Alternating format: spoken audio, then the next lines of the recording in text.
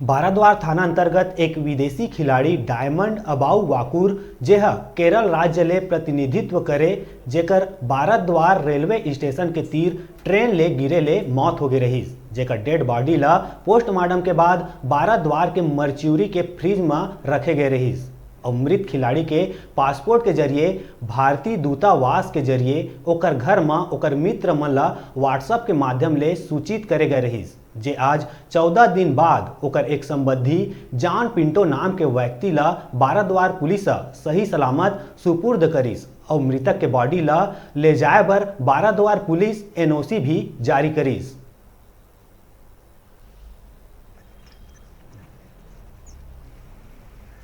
ये थाना बाराद्वार क्षेत्र का मामला है। बीते दिनों एक फुटबॉल खिलाड़ी जिसका पहचान बाद में डायमंड अबू बकर आइवरी कोस्ट का रहने वाला होना बताया गया था और उसके वीज़ा और पासपोर्ट से पता चला था कि वह